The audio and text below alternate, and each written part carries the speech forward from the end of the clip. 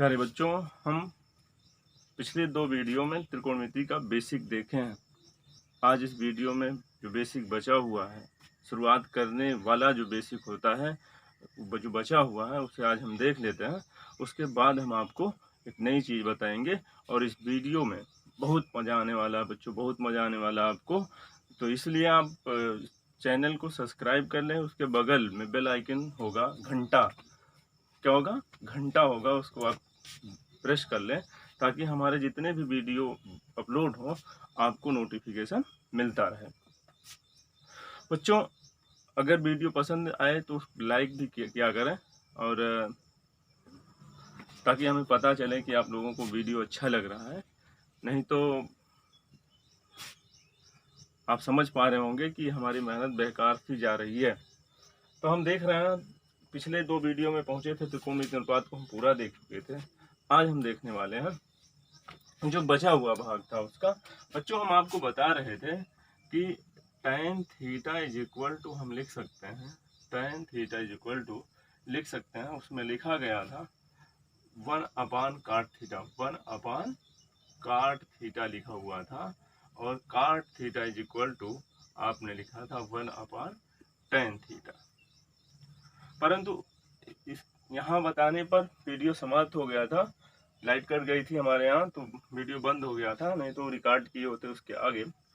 तो cot theta के बाद हम आपको बताने वाले थे कि आपको याद रखना है कि tan थीटा बराबर होता है sin थीटा बटे cos थीटा, याद रखना है।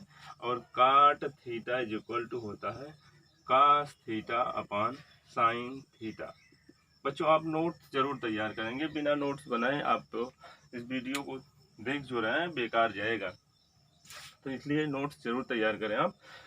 बच्चों, इतना बताना था हमें। इसके बाद थोड़ा सा और बचा हुआ है कि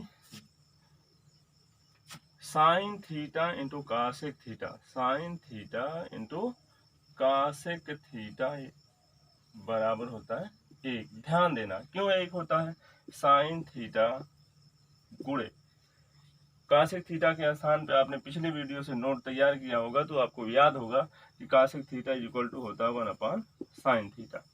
तो साइन थीटा कैंसिल हो जाएगा, तो आपका 1 बच जाएगा, तो 1 होता है। उसी प्रकार से आपने सेक थीटा बराबर लिखा था 1/cos थीटा।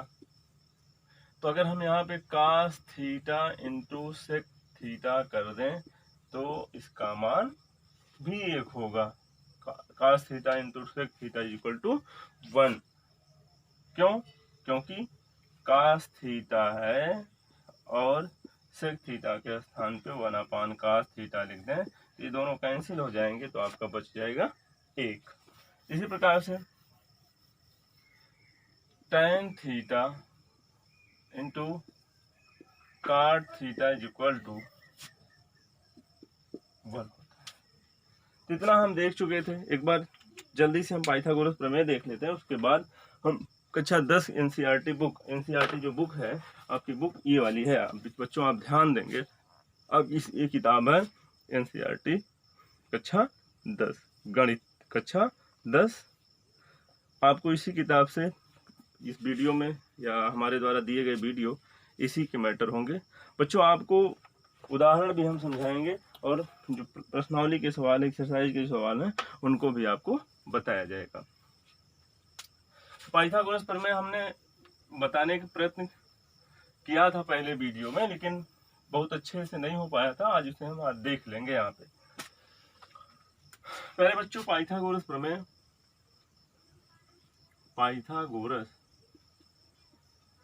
प्रमेय होता है किसी समकोण त्रिभुज के कर्ण पर बना वर्ग। बच्चों ध्यान से सुनिएगा, किसी समकोण त्रिभुज के कर्ण पर बना वर्ग शेष 2 भुजाओं के वर्गों के योग के बराबर होता है। जैसे अगर हम एक समकोण त्रिभुज बनाएं, तो समकोण त्रिभुज में मान लेते हैं कि एक त्रिभुज ABC, तो यहाँ एक समकोण त्रिभुज समकोण है, समकोण त्रिभुज का मतलब 90 अंश, ऐसा त्रिभुज जिसका एक कोण 90 अंश। 90 अंश के सामने की भुजा कर्ण होती है। और दोनों न्यून कोणों में से अगर इसे आप थीटा मानेंगे तो इस थीटा वाले जिसको लेंगे, अगर कोण सी लेंगे तो इसके सामने की भुजा लंब होगी, अगर कोण ए लेंगे तो इसके सामने की भुजा लंब होगी। तो हमने सी को लिया है तो इसके सामने की भुजा लंब और इसके सामने की भुजा कर्ण, और जो तीसरी शेष बचती है उसके सामने की भुजा आधार होती है। बच्चों ध्यान देंगे, ये सब आप देख चुके हैं पहले वीडियो में, लेकिन हम फिर से एक बार रिवीजन के तौर पे बता रहे हैं आपको। तो आपको याद रखना है कि कर्ण का वर्ग बराबर होता है लंब का वर्ग धन आधार का वर्ग। ये ध्यान देना आपको पाइथागोरस प्रमेय में।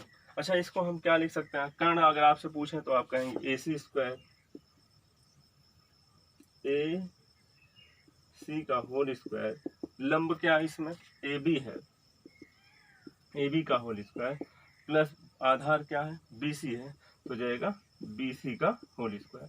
प्यारे बच्चों, पाइथागोरस प्रमेय का हम प्रयोग त्रिकोणमिति में वहाँ करते हैं जहाँ पे दो भुजाएं ज्ञात हो, तीसरी ज्ञात करनी होती है, तो पाइथागोरस प्रमेय की सहायता से तीसरी भुजा आसानी से ज्ञात हो जाती है।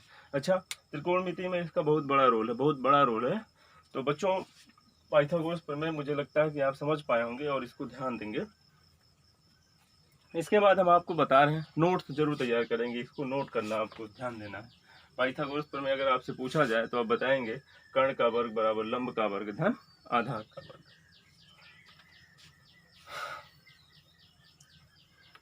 इसके बाद आपको देखना है जो आज की नई चीज है, उस पर आप जो बताने जा रहे हैं इस पर विशेष ध्यान देंगे। समरूप त्रिभुजों में अगर बात यहाँ पे हो रही है, इम्पोर्टेंट चीज बता रहे हैं, भूलता बहुत ज्यादा है, बाद में सब सारी चीजें तैयार नहीं हो पाती।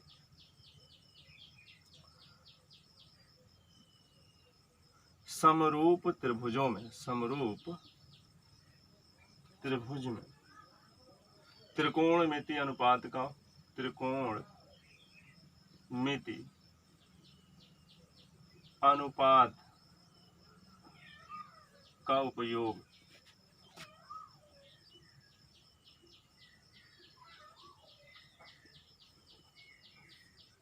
उपयोग के स्थान पे हम प्रयोग समझ पाएंगे। यहाँ पे हमने लिखा है समरूप यहाँ पे बच्चों थोड़ा सा ध्यान देंगे, समरूप समकोण, समरूप समकोण त्रिभुज में त्रिकोणमिति अनुपात का प्रयोग। पहले बच्चों ध्यान देंगे, यहाँ पे समरूप समकोण त्रिभुज में त्रिकोणमिति अनुपात का प्रयोग जो आपको बता रहे हैं, ये केवल आपको बेसिक चीज बता रहे हैं, बहुत भूमिका, बहुत छोटी चीज है, लेकिन इनका जब प्रयोग प्रश्नों में होने लगता है तो आप वहाँ पे मिस कर जाते हैं, फेल कर जाते हैं। इसलिए आप ध्यान देंगे, इसके पहले हमने इम्पोर्टेंट लिख दिया है, बल्कि हम वेरी इंपॉर्टेंट लिख दे रहे हैं, आप थोड़ा सा और गौर करेंगे, मुझे उम्मीद है। पहले बच्चों केवल ध्यान से देखना है, नहीं आएगा देख, एक बार में देखने पर दोबारा देखिएगा, लेकिन आप इसको जरूर तैयार करिएगा, क्योंकि इसके बाद जब दूसरा एग्जाम्पल नंबर दूसरा बताया जाएगा तो उसमें इसका उपयोग होना है। पहले बच्चों देखें, हम एक समकोण त्रिभुज बना रहे हैं, आपको करना कुछ नहीं है, थोड़ा ध्यान से देखना है केवल। पहले बच्चों हमने बनाया है त्रिभुज ABC और BC के समांतर एक रेखा खींचा, इसका नाम हम तक दे रहे हैं PQ। क्योंकि ये रेखा इसके समांतर है तो यहाँ भी 90 अंश का कोण बनेगा। कक्षा 9 में आप त्रिभुज की समरूपता के बारे में कुछ ना कुछ देखा होगा जरूर आपने, समरूप कैसे सिद्ध किए जाते हैं। अगर नहीं देखा है तो हम आपको बता रहे हैं, यहाँ दो त्रिभुज बनते हैं, त्रिभुज ABC बनता है और एक त्रिभुज बनता है APQ। अगर हम इन दोनों त्रिभुजों में देखें, बहुत अच्छे से आप ध्यान देंगे इस पे, इन दोनों त्रिभुजों को अगर हम चुन लें, त्रिभुज APQ क्यू तथा त्रिभुज ए बी सी में। बच्चों हम इसको संक्षेप में भी बता सकते हैं, लेकिन आप कक्षा 10 के विद्यार्थी हैं, इसलिए हम बहुत जितने नीचे स्तर से शुरू करके बताना संभव होता है हम वहाँ से शुरू करते हैं। तो इसको आप ऐसा ना लें कि हम आपका टाइम वेस्ट कर रहे हैं। आपकी उम्र सीखने की है, आप सीखने वाले दौर में चल रहे हैं। ट्रिक वाला मेथड आप अभी ना पढ़ें, बेस जब तक सही नहीं होगा ट्रिक आप फेल हो जाएंगे, ट्रिक ज़्यादा देर तक आपके साथ नहीं रहेगा। लेकिन अगर कोई चीज़ बेसिक से आप सीखे हैं, बेसिक से, तो आपके पास ही बहुत दिनों तक पड़ा रहेगा, बहुत दिन हम क्या हमेशा पड़ा रहेगा। और साथ ही साथ ट्रिक भी आप तब ट्रिक को समझना नहीं पड़ेगा, आप ट्रिक खुद बनाएंगे। तो यहाँ पे देखेंगे, अगर हम कहेंगे ए पी क्यू, अगर ए पी क्यू में बात करें कोण ए की, तो आप इस कोण का नाम कैसे लेंगे? पी ए क्यू, या ए कह सकते हैं क्यू ए पी। इधर से पढ़िए चाहे इधर से पढ़िए, तो इस कोण पी ए क्यू बराबर बड़ा वाला त्रिभुज जब लेंगे। अच्छा, ए पी क्यू हमने पहले छोटा वाला त्रिभुज लिया, फिर बड़े वाले में देखेंगे बी ए क्यू होगा या सी ए क्यू, क्योंकि कोण उभयनिष्ठ है। कोण बी ए क्यू आप इसको लिखेंगे यहाँ पे उभयनिष्ठ, उभयनिष्ठ। बच्चों आप इसको देख रहे होंगे, छोटा वाला त्रिभुज आपने लिखा है तो पहले छोटे वाले त्रिभुज की भी व्यवस्था लिखेंगे। तो ए पी क्यू, यहाँ पे कोण ए पी क्यू, कोण ए पी क्यू बराबर है कोण ए बी सी के। यहाँ पर ये दोनों इसलिए बराबर हैं क्योंकि प्रत्येक का मान 90 अंश।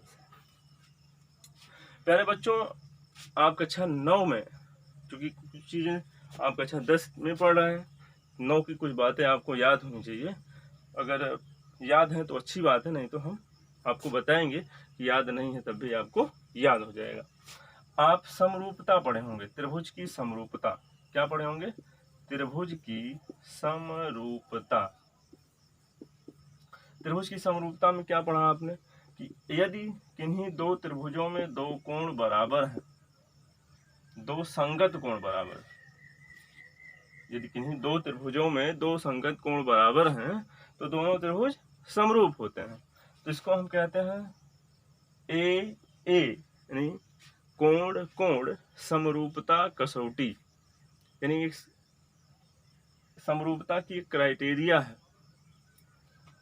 तो अगर हम इन दोनों त्रिभुजों में, त्रिभुज ए पी क्यू और त्रिभुज ए बी सी में दो कोणों को बराबर दिखा पाए हैं तो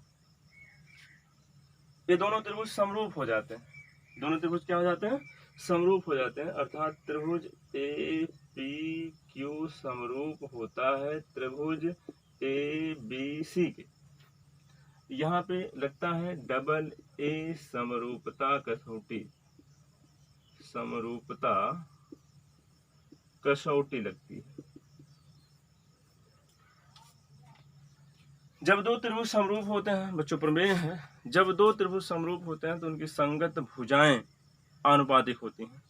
संगत भुजाएं का मतलब, जैसे कोण ए दोनों में है तो इसके सामने की भुजा दोनों त्रिभुजों में लिया जाएगा। तो पहले छोटा वाला आपने लिया है तो पहले छोटे वाली, फिर इसके सामने। अनुपात माने भाग होगा, बटा होगा। तो हम कह लेंगे यहाँ पे, इसलिए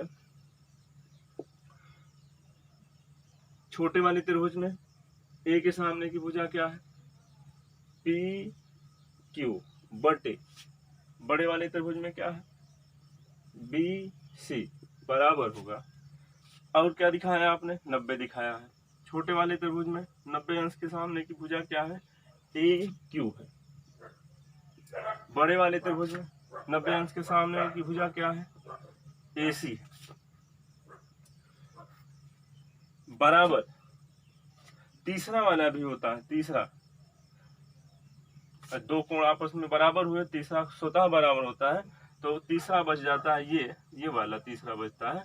तो इसके सामने की भुजा ए पी बटे इसके सामने की भुजा ए बी होगा। प्यारे बच्चों, मुझे उम्मीद है कि समझ पा रहे होंगे आप। अगर आप इसके सामने कुछ लिखना चाहें तो लिख सकते हैं, समरूप त्रिभुजों की भुजाएं आनुपातिक होती हैं। समरूप त्रिभुज की भुजाएं आनुपातिक होती हैं।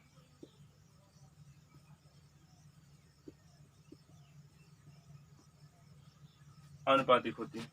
तो इसमें हम देख रहे हैं, हमें यहाँ से एक संबंध प्राप्त होता है। अच्छा, इतना बराबर इतना बराबर इतना मिला है, तो हम अगर तुलना करें तो इतना इतने के बराबर है और इतना इतने के भी बराबर।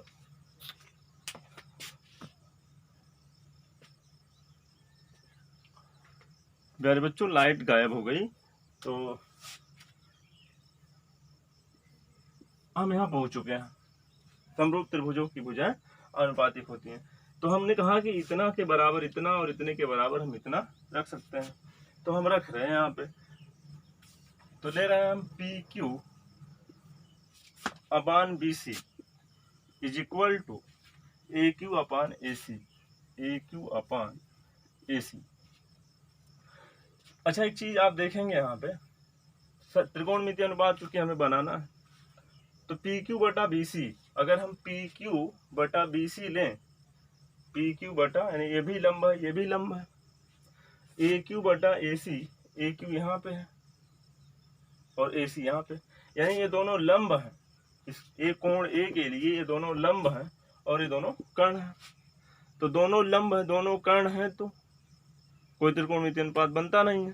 तो इस लंब के साथ इन कर्ण को हम मिक्स कर दें। इसको कैसे लिख दें हम, पी क्यू बटा, देखिए बी सी इनके स्थान पे चला जाएगा, ए क्यू बी सी के स्थान पे चला जाएगा, तो यहाँ पे हो जाएगा पी क्यू बटा ए क्यू बराबर हो जाएगा यहाँ पे बी सी बटा ए सी। बच्चों, आप यहाँ ध्यान दे रहे होंगे कि पी क्यू का मतलब लंब, ए क्यू का मतलब कर्ण, क्योंकि 90 अंश के सामने है, तो लंब है कर्ण है, यानी ये लंब है ये कर्ण है। कोण कौन सा है, कोण ए है। बीसी क्या है, लंब है, बीसी क्या है लंब, एसी क्या है कर्ण। तो आप देख पा रहे होंगे यहाँ पे लंब बटा कर्ण है, लंब बटा कर्ण किसके लिए है, कोण ए के लिए। पहले बच्चों आपको हम थोड़ा सा दिखा दे रहे हैं, थोड़ा ध्यान देंगे आप बच्चों। अगर इसको हम मिटा दें, इसको मिटा दें, सपोज इस तरह से मिटा दें, तो अगर इसमें हम पूछें आपसे साइन ए का मतलब क्या होता है, तो आप बताएंगे यहाँ पे साइन ए का मतलब आप बताएंगे कि ए के सामने की भुजा लंब और 90 अंश के सामने की भुजा कर्ण, अर्थात लंब बीसी बटे कर्ण एसी।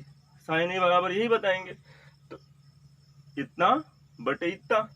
उसी तरह से अगर हम इसको देखें, यहाँ पे आपने लिखा था P और यहाँ पे लिखा था Q, यहाँ 90 अंश का कोण था। तो अगर यहाँ से इस त्रिभुज में पूछें, इसको हटा देते हैं, इस त्रिभुज में अगर आपसे पूछेंगे तो इसके सामने की भुजा आप बताएंगे लंब और ये क्या है आधार है, 90 अंश के सामने की भुजा कर्ण, अर्थात PQ लंब है और AQ कर्ण है। इसमें अगर देखें तो साइन ए भी है, साइन ए लंब बटा कर्ण। प्यारे बच्चों, आप एक चीज पा रहे होंगे कि साइन ए बराबर PQ बटा AQ बराबर BC बटा AC। आप एक चीज पाए हैं, यही चीज हमें बताना था बच्चों। अभी हमें क्या मिला, समरूप त्रिभुज मिले। हमेशा हम बार बार समरूप नहीं सिद्ध करेंगे, हम एक बार समझ लेते हैं, जब प्रश्नों को हल करेंगे तो हम सीधा सीधा इसको लगाएंगे। तो हमें क्या मिला, त्रिभुज समरूप है। दो चीजें होती हैं, किसी भी प्रश्न के, किसी भी वाद के दो पक्ष होते हैं, एक पक्ष से शुरू होता है, दूसरे पक्ष से समाप्त होता है। बच्चों, अगर हमें मिला है कि ये त्रिभुज समरूप है, यानी त्रिभुज इतने के समरूप है, तो हम सीधा सीधा इतना लगाएंगे। अगर हमें कहीं जानकारी मिलती है कि दोनों त्रिभुज समरूप हैं, दो त्रिभुज दे दिए गए और आपको जानकारी मिलती है कि दोनों त्रिभुज समरूप हैं, तो हम सीधा सीधा इसको लगा लेंगे। अगर हमें मिलता है इतना, तो दोनों त्रिभुजों को हम समरूप सिद्ध कर देंगे। बच्चों, आप ध्यान देंगे, हम आगे आपको बता रहे हैं। मुझे उम्मीद है कि आप समझ पाए होंगे। इस जैसे आपने यहाँ पे लिखा साइन ए बराबर इतना बटे इतना, इतना बटे इतना, उसी प्रकार से काश ए बराबर भी लिख सकते हैं आप। काश ए बराबर आधार बटा कर्ण, यानी इतना बटे इतना। आधार क्या होगा ए पी बटा कर्ण क्या होगा ए क्यू बराबर बड़े वाले त्रिभुज में ए बी बटा ए सी। इसी तरह से आप tan को भी जान जाएंगे। अगर आपसे इसमें पूछें tan ए बराबर क्या होगा तो आप क्या बताएंगे, लंब छोटे वाले त्रिभुज में पी क्यू बटे आधार क्या है ए पी बराबर पी सी बटे ए बी।